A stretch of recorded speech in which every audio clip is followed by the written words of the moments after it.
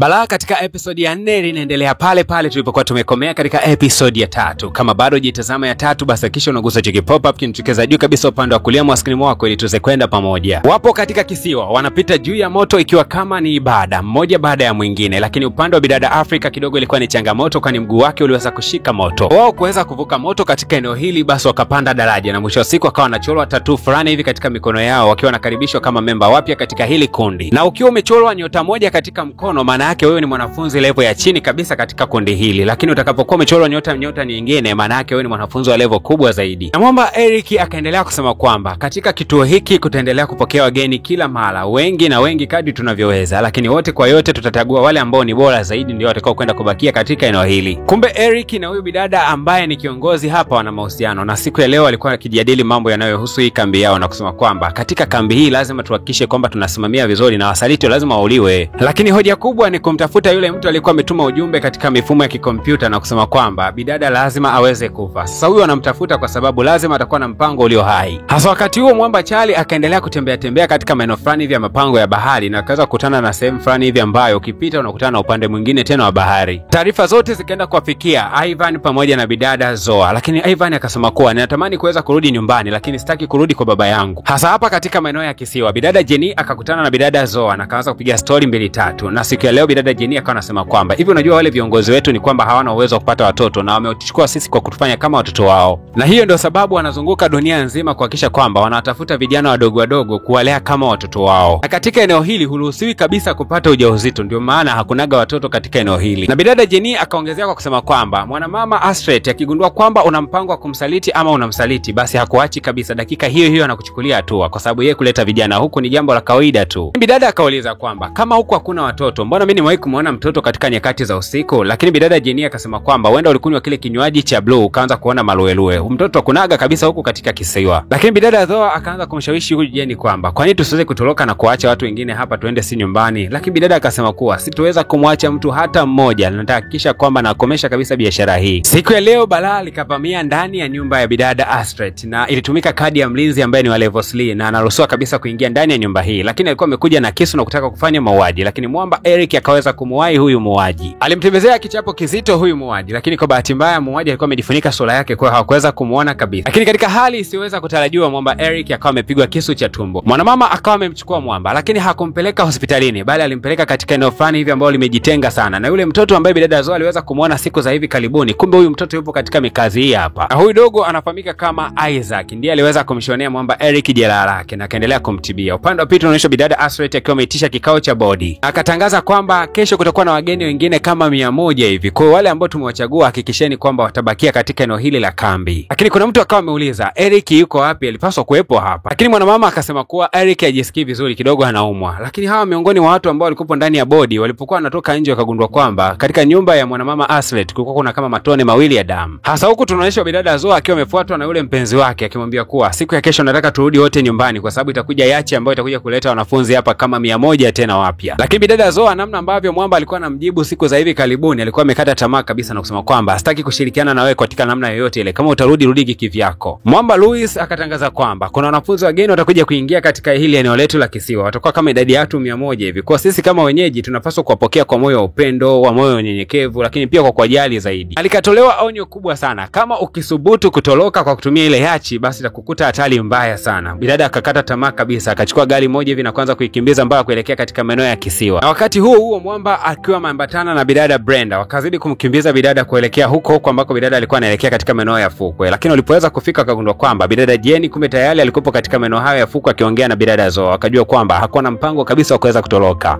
Tukirudi huku katika kambi, bidada Afrika anamlaumu sana Astrid na kumwambia kwamba ni kwa nini mimi mnaniacha mnipeleki kule kwenda kuwapokea wageni. Lakini mwanamama akasema kwamba watu wengi wanaijua sana sura yako, kwa sio vizuri ukaonekane kule kwa wale wageni. Na ni kweli kabisa, bidada Afrika alikuwa anapenda sana mitandao ya kijamii, kwa alikuwa na umaarufu kabla. Kwa hata watu wakiweza kumuona huku watajua kwamba huyu mtu mbona tunamjua vizuri kabisa. Huko upande wa pili mwamba Charlie kama kawaida yake anazidi kumwambia bidada Mike kwamba anampenda sana na anaamini kwamba hata kama atakuja kuondoka katika ile eneo la kisiwa hatawahi kumsahau huyu bidada. Lakini bidada Mike alikuwa anajua Isa kwamba Charlie anamcholesha tu huyu bidada. Mwisho wa siku akawa anamwambia kuwa acha kabisa kuniigizia na acha kabisa kuniambia maneno yako ya kipumbavu kwa sababu utakuja kuponza. Wakiwa bafuni upande wa pili, bidada Jenny alikuwa akimwahidi Zoa kwamba atakuja kumpatia mtungi fulani wa oksijeni ambao bidada atakwenda kuzamia nao katika bahari na atapenda kupiga mbizi nao mpaka katika maeneo ambayo atakwenda kukutana na boti ambayo itakuwa inaondoka katika eneo hili la kisiwa. Lakini kitu ambacho bidada Zoa alikuwa ajui ni kwamba dada yake Gabi, kwa sababu alikuwa amewasha ile location, aliweza kukamatwa na mwamba David alipata mateso makali sana kwa kuweza kuondoka na ile bracelet katika maeneo haya ya kisiwa. Mwamba David alitoaga taarifa za bidada Gabi kwa sababu tu aliweza kuonyeshwa picha ya mama yake na kuambiwa kwamba tutakwenda kumwangamiza mama yako kama usipoweza kutuambia Gabi ni wapi alipo. Na mwisho wa siku bidada Gabi akawa ameweza kukamatwa. Na baada tu ya mwamba David kuweza kutoa siri ni wapi bidada Gabi alipoelekea, basi naye David akawa amepigwa risasi ya kifo. Sasa na wakati huo bana, yule mpelelezi wa baba yake na mwamba Arvin alikuwa akifuatilia ni wapi ambapo hii bracelet ina asili yake ya kuweza kutokea, na alikuja kugundua kwamba hii bracelet inamuelekeza mpaka katika maeneo fani vya kisiwa. Lakini mwanamama alipoweza tu kufika katika eneo hili la beach, ndipo alikuja kugundua kwamba kuna yachi moja ilikuwa inaweza kuondoka na alikuwa amechelewa kuweza kuikuta yachi hii. Wakati huo bidada Afrika, kwa kuwa alizuiliwa kuelekea kwenda kuwapokea wageni, basi alikuwa amekasirika sana na kuanza kuondoka katika maeneo haya. Lakini kwa bahati mbaya ni kwamba alikuta ile kadi ambayo bidada Astrid alikuwa anaitumia, na hii kadi ndio ilikuwa imeweza kutumika na ule muuaji wakati ameweza kuvamia pale nyumbani kwa bidada Astrid na kuweza kumchoma kisu mwamba Eric. Moja kwa moja akaitumia ile kadi kuingia katika store ambayo bidada anaitumiaga wakati mwingi. Lakini katika kukagua hakuna kitu cha maana alichoweza kukiona. Zaidi ni kwamba aliweza kuiona ile alama ambayo inafanania na ile tattoo ambayo iko katika mikono yake. Akakichukua kile kidude na akafananishia na ukuta fulani ambao ulikuwa huko kando yake. Lakini kumbe ukikiweka tu pale katika ukuta, basi kuna mlango fulani hivi asili unafunguka na moja kwa moja kama ameingia huko upande wa pili. Na sasa huko upande wa pili wa kisiwa watu kama 100 hivi wameshaletwa na wanafurahia na wavaibuka kabisa katika mitaa hii ya beach. Lakini kwa bahati mbaya bidada Jenny alikuwa ametimba mitaa hii na alipoweza kuingilia mifumo ya muziki, basi akapigisha shoti kila sehemu. Na kwa kutumia fursa hii ya hii taharuki ambayo imeweza kutokea kutokana na kuzima kwa muziki na baadhi ya shoti kutokea, mwamba Charlie akakimbia na kwenda kuchukua mitungi fulani hivi ya oksijeni, kisha akimbilie katika maeneo yale ya yachi na kuweza kutoroka katika maeneo haya. Lakini upande wa bidada Zoa ilikuwa ni kipengele kweli kuweza kutoroka kwa sababu umeme tayari ulikuwa umesharejeshwa na kila kitu kilikuwa kinasetiwa vizuri kabisa. Lakini hivyo bidada Zoa akataka kutoroka japokuwa muziki ulikuwa umeweza kurudishwa. Akashangaa kwamba Luis ameweza kumkuta na akampiga kaleti moja hivi mpaka bidada akawa ameanguka chini. Tena mwamba Luis alikuwa na hasira zaidi kwa kugundua kwamba bidada Zoa amewahi kuingilia mifumo fulani hivi ya usalama kwa kuiba kadi yake. Hiki kitu ilikuwa inamkelaga sana na anakamaindisha kweli aka bidada. Lakini wakati huo bidada anataka kuweza kuliwa Zoa. Mwisho wa siku mwamba Ivan akawa ameingilia ugomvi huu na kuweza kumbamiza kando mwamba Luis. Na bahati mbaya sana ni kwamba aliweza kumgandamiza katika maji na mwisho wa siku mwamba Luis akapoteza maisha pale. Upande wa mwamba Charlie baada ya kudaivu kwa muda mrefu, mwisho wa siku akajikuta anaifikia ile boti. Sasa bana, kipengele ni kwamba kuna drone tayari shamfikia na hii drone ilikuwa inaendeshwa na huyu bidada Mika ambaye mwamba kila siku anamtongozaga huyu bidada. Lakini licha ya kwamba bidada wakati mwingi anamkataaga huyu Charlie, lakini kumbe anampendaga. Akaamua tu kupotezea na kukaa kimya kana kwamba hajamuona. Sasa huku chini ambako bidada Afrika alikuwa ameingia katika lile andaki, akashangaa kuona kwamba kuna makompyuta na mitambo ya maana sana huko ndani. Sasa bidada na akili zake za kuweza kuokota chekechea huko na sekondari, mwisho wa siku akawa ameminya button moja imeandikwa open. Hii button baada ya kuigusa tu kuna malada fulani ilikuwa imefungwa katika meno haya ikaanza kuzunguka kana kwamba kuna kitu fulani kilikuwa kikisubiriwa katika mitaa hii. Yule dogo anayefahamika kama Isaac alikuwa anamtibia mzee, akaweza kumrudia jamaa na kumwambia kwamba kuna dishi ambayo linazunguka na si kawaida kabisa. Wakati huo mwamba Nicholas alikuwa akitembea katika maeneo haya ya beach anamtafuta bidada Zoa, lakini hakuweza kumuona. Akawa anamtazama bidada Jenny akaamini kwamba Jenny lazima atakuwa amefanya mpango wa kuweza kumtorosha bidada Zoa. Kumbe bana, Zoa yuko kupiga mbizi anaelekea katika ile boti. Lakini kitu ambacho kilikuja kumhuzunisha sana ni baada ya kumuona bidada ambaye anafahamika kama Gabi dada yake analetwa naye katika hiki kisiwa. Hiki kitu ilimvunja moyo sana. Na akiwa anapiga mbizi yuko katikati, aidha elekee kwenye boti au arudi kwa dada yake yule ambaye anapelekwa katika maeneo ya kisiwa. Yupo katikati, elewi nini afanye kwa wakati huo. Na season ya kwanza ya tamthilia yetu ndio ilikuwa inakomea katika mitaa hii pale ambapo bidada Zoa aliweza kumuona dada yake akiwa anaitwa ndani ya kisiwa, lakini pia aliweza kushuhudia mtu mmoja ambaye aliingia katika mitambo ya kompyuta na kuweza kuwasha lada. Na ilikuwa nasema kwamba ni kama kuna kitu kinakuja katika dunia yao. Ni kitu gani ambacho kinakuja hatuelewi.